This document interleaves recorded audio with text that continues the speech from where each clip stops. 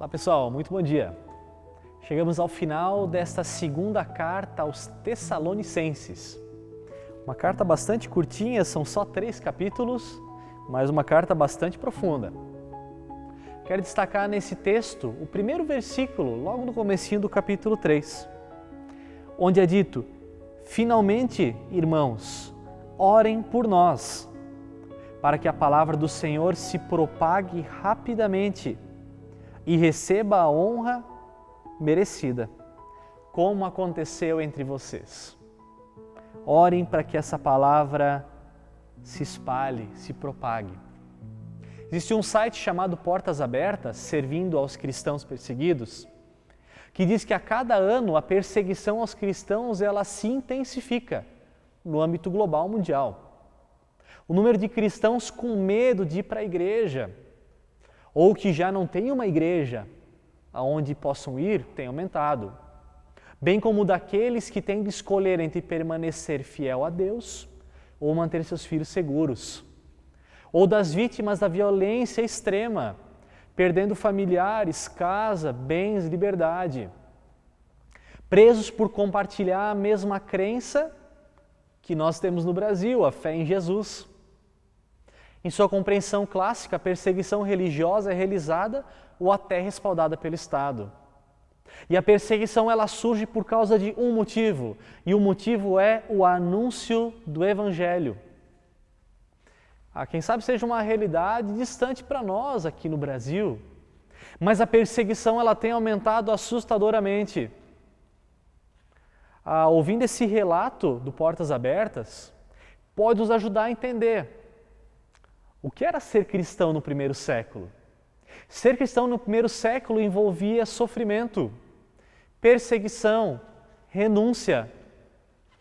Não era simplesmente falar de Jesus, envolvia coragem e ousadia. Por isso Paulo ele proclama: orem por nós, para que a palavra se propague rapidamente. Paulo não pede oração por conta dos sofrimentos que ele passa, mas ele clama que o Evangelho se espalhe. Paulo quer ver o Evangelho sendo difundido pela humanidade. Romanos 10 vai dizer: portanto, não há diferença entre judeu e entre o grego, porque um mesmo é o Senhor de todos, rico para com todos os que o invocam. Porque todo aquele que invocar o nome do Senhor vai ser salvo. Mas como, pois, invocarão aquele que não creram? E como crerão naquele que não ouviram? E como ouvirão se não há quem pregue? E como pregarão se não forem enviados? Como está escrito: quão formosos os pés dos que anunciam o Evangelho da paz, dos que trazem boas novas, que trazem esse anúncio. Bem-aventurados aqueles.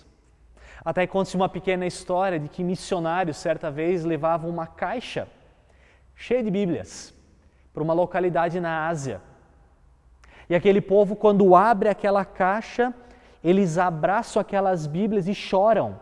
Choram abraçados porque eles só tinham pequenas páginas, pequenos fragmentos. Aí quando recebe a Bíblia toda, choram. Palavra que transforma perseguidos na Ásia, palavra que transforma pessoas abandonadas no nosso local, na nossa cidade, Evangelho que muda histórias arruinadas. E será que nós temos nos dado conta de que essa palavra é palavra de salvação?